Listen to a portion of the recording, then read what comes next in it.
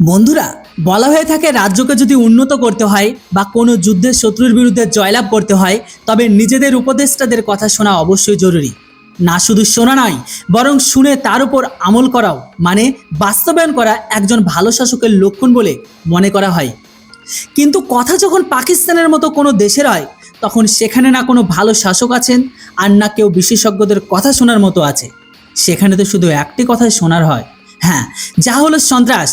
হ্যাঁ বন্ধুরা, এই মুহূর্তে পাকিস্তানের উপদেষ্টারা চিৎকার করে পাকিস্তানি সরকারকে কিছু ভালো পরামর্শ দেওয়ার চেষ্টা করছেন, কিন্তু পাকিস্তানি সরকার কেবল সন্ত্রাসবাদীদের পেছনেই পড়ে রয়েছে, তাদের কথাই মেনে চলে, অথচ দেশ ধ্বংস ও অনাহারের দরজায় দাঁড়িয়ে আছে।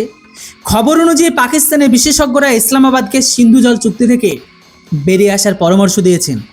আসলে পাকিস্তানের জলবিজ্ঞান এবং পানি সম্পদ বিশেষজ্ঞ হাসান আব্বাস সিন্ধু জল চুক্তিকে পুরোপুরি ভারতের পক্ষে লেখা বলে বর্ণনা করেছেন।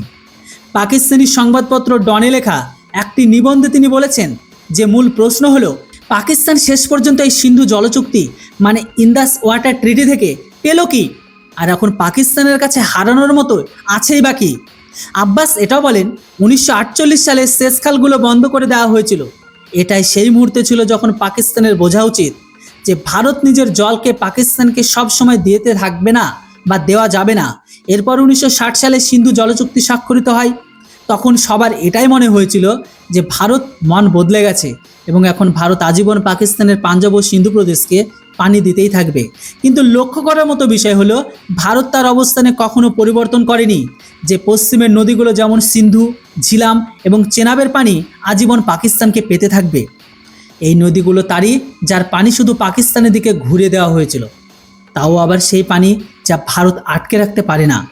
ভারত আগেও সতর্ক করেছিল যে পাকিস্তানি সরকার যেন তাদের পাঞ্জাব ও সিন্ধু প্রদেশের জন্য পানির অন্য কোনো উৎস খুঁজে নেয়, কারণ আজ হোক বা কাল এই পানির অবশ্যই বন্ধ হবে। কিন্তু পাকিস্তানি সরকার এতে কর্ণপাত করেনি, উল্টো ভারতকে হেনস্থা অবশ্যই করেছে, যার ফলশ্রুতিতে আজ পাকিস্তানের পূর্বাঞ্চলীয় এলাকাগুলো খরার সম্মুখীন হচ্ছে। বলা হয় যে পশ্চিমের নদীগুলো পানি পাকিস্তানের অংশে যেতে দেওয়া ভারতের বাধ্যবাধকতা, কারণ এই নদীগুলো উঁচু উঁচু পাহাড়ের মধ্য দিয়ে পাকিস্তানে পৌঁছায়। এইসব এলাকায় বড় পরিসরে পানি ঘুরিয়ে দেওয়া বা তা সঞ্চয় করে রাখা ব্যবহারিক দিক থেকে সহজ নয়। আব্বাস সেটাও বলেন সিন্ধু জলচুক্তি ভারতকে 3 মিলিয়ন একর ফুটের চেয়েও বেশি পানি ঘুরিয়ে দেওয়া বা জমা করার অনুমতি দেয়।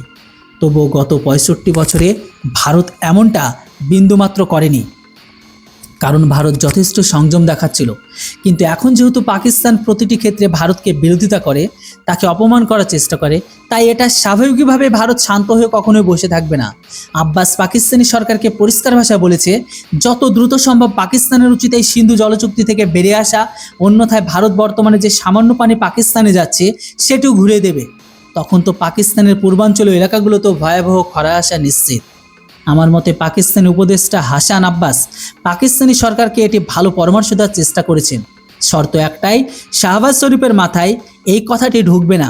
যাই হোক, আপনার জানান যে বর্তমানে যে পানি পাকিস্তানে যাচ্ছে সেটিকে আমাদের নিজেদের কৃষকদের দিকে ঘুরিয়ে দেওয়া উচিত নাকি পাকিস্তানের প্রতি দয়া দেখানো উচিত? এই বিষয়ে আপনাদের মতামত কি কমেন্ট করে অবশ্যই জানান। ভিডিও আর ইনফরমেশন ভালো লাগলে চ্যানেলটিকে কেউ সাবস্ক্রাইব করতে ভুলবেন না। Thanks for watching. জয় হিন্দ, বন্দে মাতরম।